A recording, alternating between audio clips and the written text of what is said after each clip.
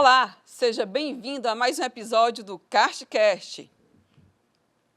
Hoje daremos início a uma série especial pensada para você que está se preparando para o Exame Nacional dos Cartórios, ENAC. Faremos entrevistas com renomados professores da área de concursos para cartórios ao longo dessa série especial.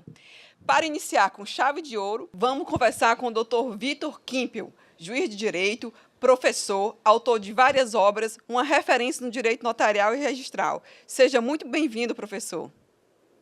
Muito obrigado, doutora. A alegria é minha, o prazer é meu e espero que tenhamos momentos assim extremamente agradáveis. Hoje nós vamos falar sobre o Exame Nacional dos Cartórios, instituído recentemente pela Resolução 575 de 2024. Gostaria que você trouxesse as suas percepções em relação a essa resolução, sobre essa nova forma, de selecionar e o que os candidatos podem esperar dessa nova forma de selecionar para serventias extrajudiciais.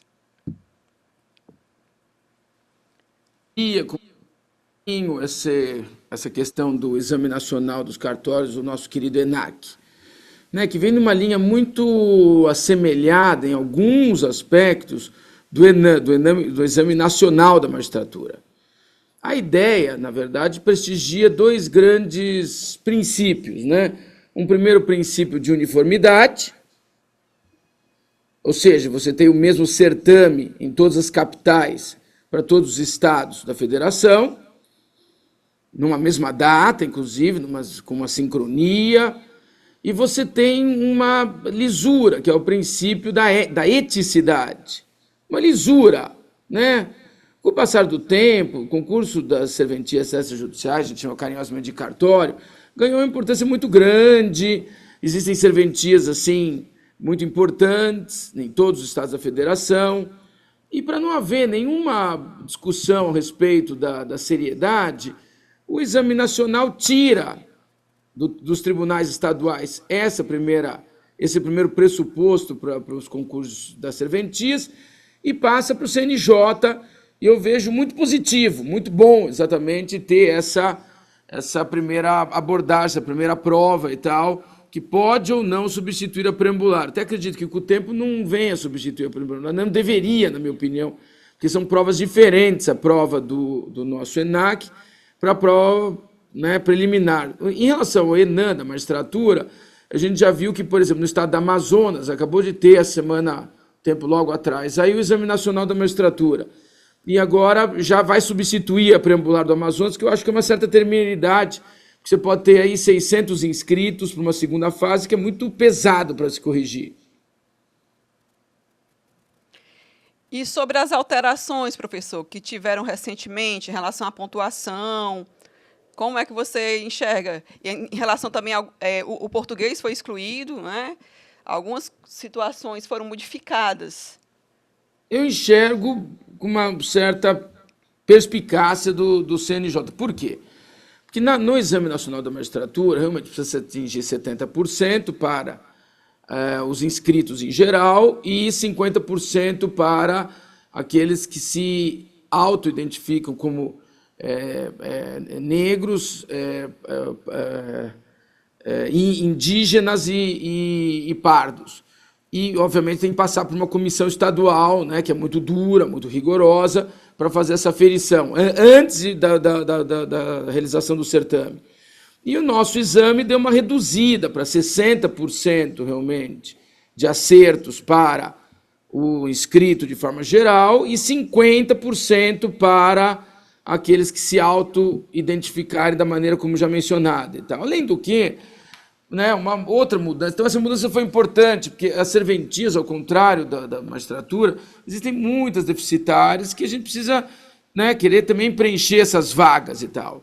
E, realmente, a mudança também de 4 para 6 anos de validade do certame é muito importante. Mas, talvez, e duas mudanças assim bobas, vamos chamar, o nome da disciplina, em vez de registro público de direito notarial registral, em vez de direito comercial, direito empresarial. Isso é até bobo, uma questão de mera nomenclatura, são 10 matérias, passar para 9, porque realmente não cai mais a língua portuguesa, Mas talvez a mudança assim, mais importante é autorizar o Estado da Federação a abrir o certame, já, e a prova fica condicionada à realização do oral. Então, ou seja, o CNJ ele autorizou, né, isso é muito importante, porque não consegue organizar de maneira mais rápida, ou até o encerramento do concurso tem que prestar o exame nacional, ou seja, todos os editais abertos, o exame nacional ele vai ser pressuposto, ainda que um pressuposto será ferível até a outorga da delegação, no máximo até a outorga da delegação. Eu vejo com muito bons olhos, porque de todas as regras, na verdade, de todas as normas que nós tivemos para o exame nacional, a mais importante não está na estrutura nem nada. Está numa regra dizendo que se o Tribunal do Estado não, né, abrir o edital, ele não vai receber repasse do fundo de compensação. Então, isso é a melhor notícia de todas. Ou seja, até os estados mais reticentes, eles são obrigados a abrir o certame. Então, eu acredito que nós tenhamos uma enxurrada de certames abertos agora do final do ano até junho de 2025. Então, para aqueles que estão estudando, é uma ótima notícia, porque teremos mais vagas, não é isso, professor? Mais editais. A melhor notícia é essa. A melhor notícia é mais uma prova vai me prejudicar. Não. Você já está estudando mesmo uma prova, e para você ter um alto rendimento, simplesmente você só terá uma etapa que também não vai ser difícil. Ou seja, aquele que se prepara para até prestar um oral, obviamente terá que, embora a gente pode até daqui a pouco entrar como é que se estuda para uma coisa e para outra, é uma fase necessária. Então, também não deveria desanimar ninguém. E, em segundo lugar, a grande alegria é os estados vão abrir os concursos. Tem que abrir o concurso de Minas, que está para abrir, vai abrir. Concurso de Mato Grosso, que foi já cancelado, vai reabrir. Porque se não reabrir, fica muito difícil para o Estado poder, no Poder Judiciário, agir sem poder se valer do fundo, na verdade, né, das interinidades, né, que só pode remunerar até 90,25% e o remanescente tem que ir para esse fundo. Então, eu não vejo como, na verdade, a gente não tenha com uma certa urgência a abertura dos editais. Professor, levando sua vasta experiência com provas voltadas para concurso público de cartórios, como você recomenda que deve iniciar o estudo para aquele que está começando, para aquele que já faz muito tempo que tem uma serventia, mas pretende prestar para remoção, ou aquele que quer prestar para outro estado, até porque o exame nacional ele vai abranger leis federais, as leis estaduais vão ficar para um segundo momento. Como é que deveria ser esse estudo, levando em consideração que nós também não temos banco de provas anteriores, até para se ter uma noção de como é que deve ser a abordagem, quais matérias, fazer aquele estudo com uma estratégia, até porque tempo é curto para quem trabalha e quem já vem na batalha de estudo também precisa otimizar para poder conseguir e lograr êxito nesses testes. O que é que você recomenda, o que é que você sugere, como é que deve começar esse estudo? Isso, assim como a doutora Priscila já pontuou muito bem, já fez uma abordagem muito precisa e inteligente, rápida, na verdade é um estudo diferenciado, né? O estudo da primeira fase é um estudo que tem que se prestigiar, normalmente, as normas de serviços estaduais. Por isso que não deveria substituir, né? Não deveria abrir mão disso. O exame nacional, a doutora Priscila já falou muito bem. Ele é um exame que vai prestigiar, primeiro, né, o provimento 149, ou seja, todos os provimentos que foram unificados. Vai prestigiar, em segundo plano, tanto a Lei 8935 quanto a Lei 6.015 e as demais leis em âmbito, né, federativo, nacional, e as decisões, súmulas, enunciados lá do STJ e do STF. Então é uma prova que obviamente é bom para quem vem se preparando tem pouco tempo ter um curso muito bom sobre isso, mas é bom também ter uma estratégia muito adequada, e a estratégia vai passar exatamente por conhecer, embora o provimento 149 ele seja uma espécie de consolidação e reunir normas já existentes dentro de um corpo, não há, na verdade, uma organicidade, uma sistematização, até porque a ideia não é essa, a sistematização ela se encontra nas normas estaduais. Ali eu tenho que fazer um apanhado já muito adequado, e acredito que, até porque, na verdade, nós temos a obrigação, nesse nosso exame, ao contrário da magistratura, que são 80 testes, aqui nós vamos ter 100 testes obrigatoriamente. E eu acredito que vai manter uma estrutura em que eu tenha 40% pelo menos de normas específicas da nossa área, né? Que seria exatamente o Código Nacional e algumas decisões que impactam na nossa atividade, como é o caso, né, do próprio tema 777 e tal, da responsabilidade civil. Então são coisas que sempre caem, responsabilidade é um tema obrigatório.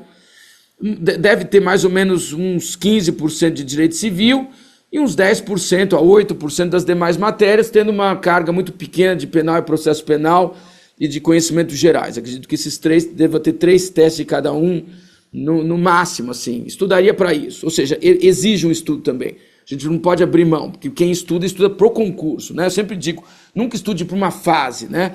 Nunca estude só para uma fase, estude pro concurso, lógico. Estude para o concurso de forma inteligente, destacando a fase. A fase é fundamentalmente, agora, nesse primeiro momento ainda, a fase não é o exame nacional. Então você tem até o meio do ano para fazer um estudo mais ou menos conjuntural. Então você não adianta estudar só para isso, porque o exame nacional só vai acontecer depois de muitas preambulares que você vai fazer.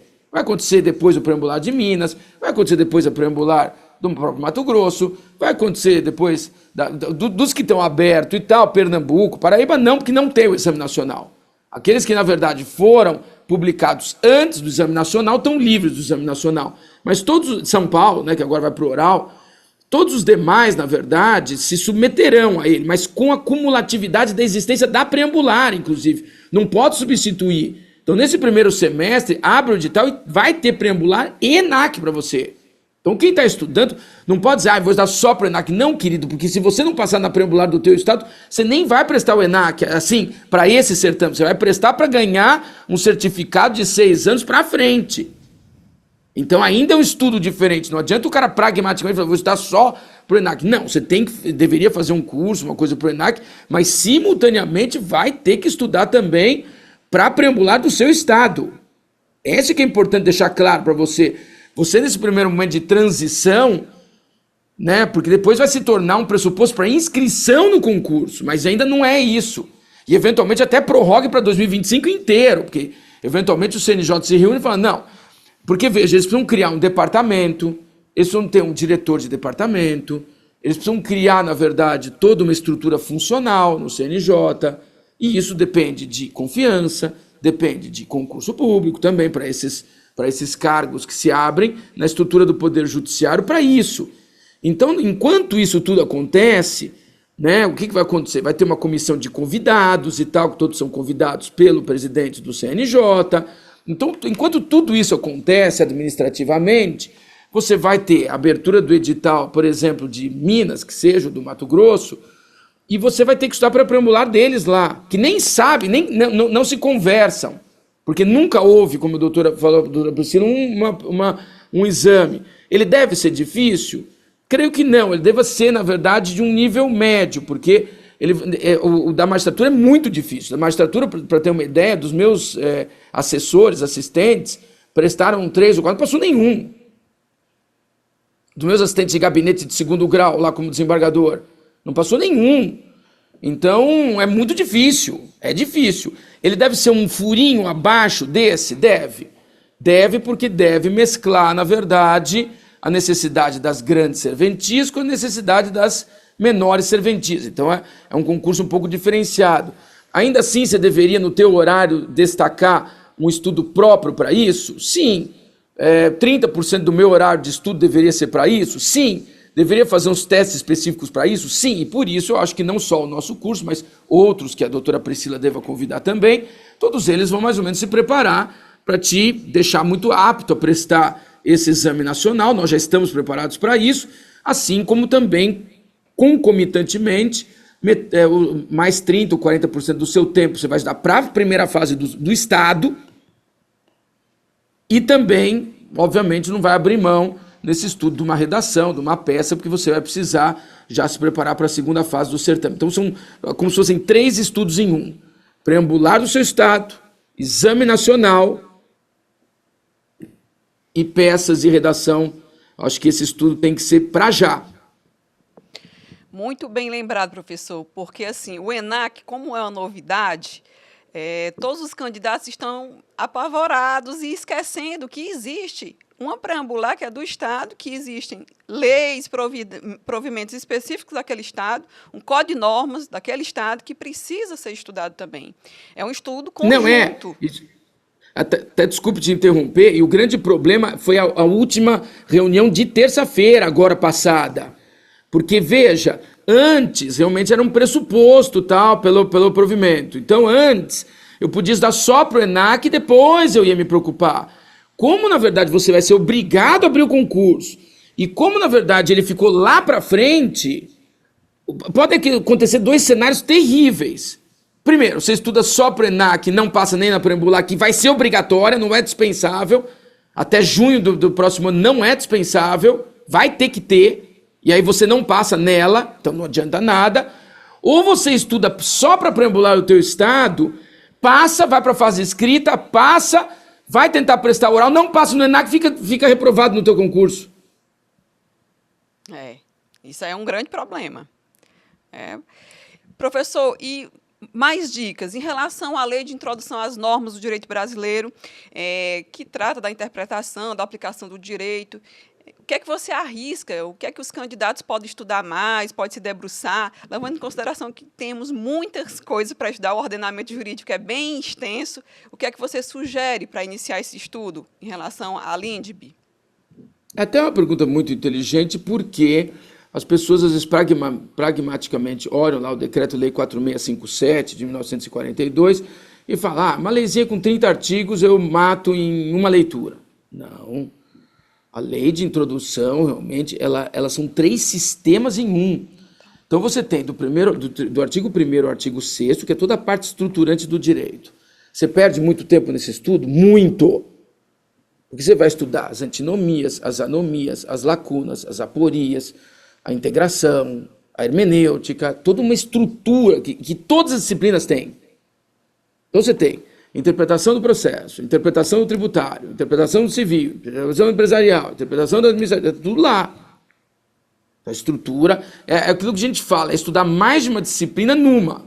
Então, essa pergunta é muito inteligente.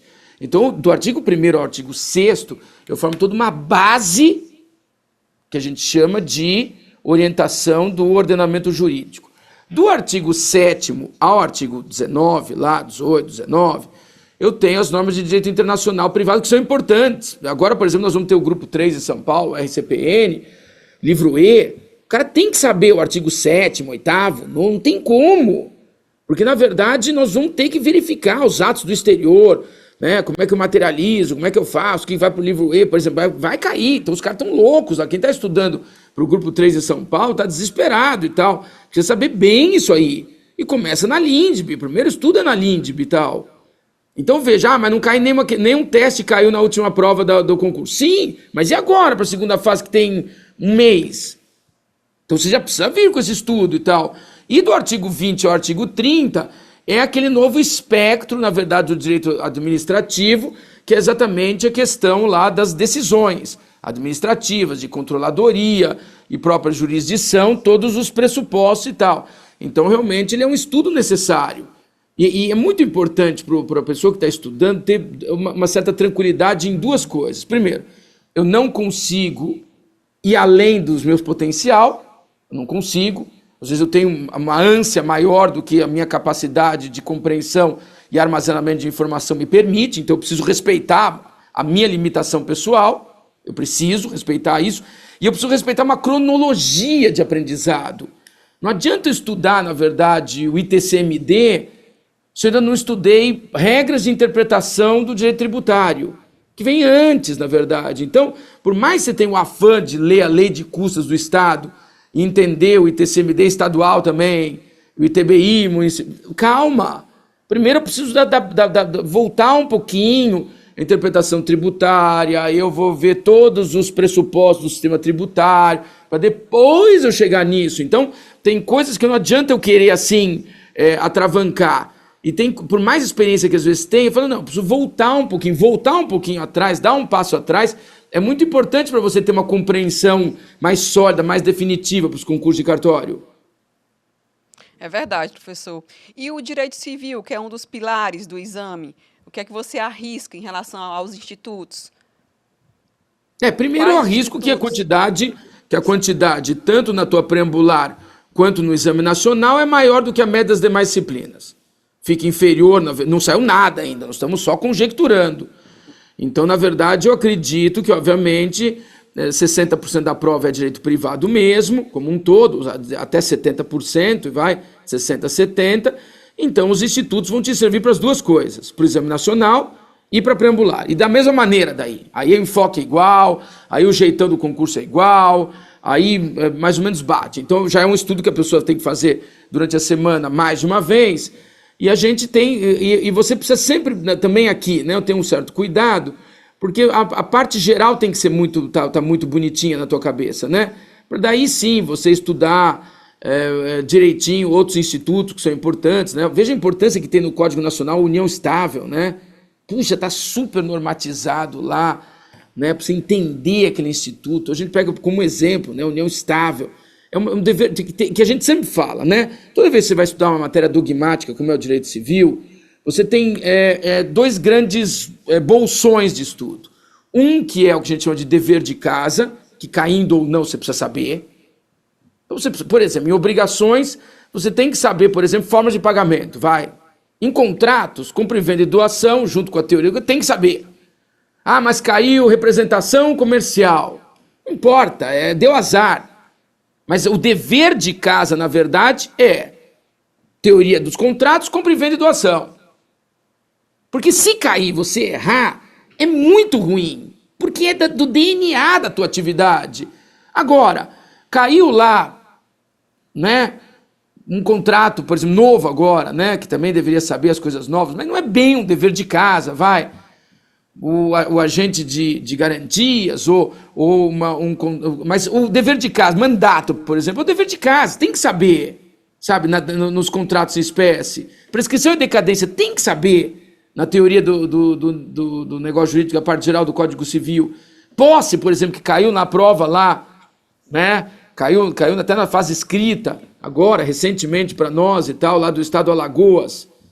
Né? Foi inclusive a questão da fase escrita. Tem que saber bem, você não tinha o direito de errar uma questão de posse direta, posse indireta, por exemplo.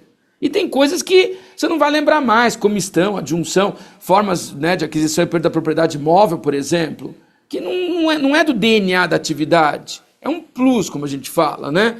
Então, se você se focar realmente a primeiro resolver o problema que a gente chama de dever de casa, a tua vida também vai ser muito melhor, porque as bancas tendem a cuidar em manter, na verdade, hoje o que a gente chama de coerência temática dos concursos. Professor, eu gostaria que você deixasse as suas considerações finais. Antes de mais nada, eu gostaria de agradecer e que você saiba da imensa alegria de todos nós em receber, em conversar com você sobre e fazer essa abertura dessa nossa série especial. Você sempre com tantas dicas valiosas, com ensinamentos, com orientações, sempre disposto e disponível a ajudar qualquer um de nós. Minha gratidão, professor. E gostaria que você deixasse suas considerações finais, alguma questão que você acha importante pontuar para os candidatos. Maravilha. Bom, primeiro, agradecer com carinho a doutora Priscila Aragão pelo convite, falar que eu me sinto super honrado, lisonjeado de poder ter aberto essa série especial. Então, para mim, realmente isso é uma alegria que não tem tamanho, né? Estar na presença de uma pessoa tão prestigiosa. Então, eu agradeço assim, do fundo do coração o convite, o carinho, a amizade. E depois falar para os queridos que se você se focar na tua vida acadêmica em 3 grandes aspectos, não tem como dar errado. Primeiro aspecto, né? Vamos pegar o primeiro aspecto, que é a sua autoconfiança, a sua crença na capacidade de estudo e aprendizado. Acho que isso começa daí, né? Vamos começar dos aspectos dependendo de nós. Autoconfiança. Então eu confio que eu posso e eu posso.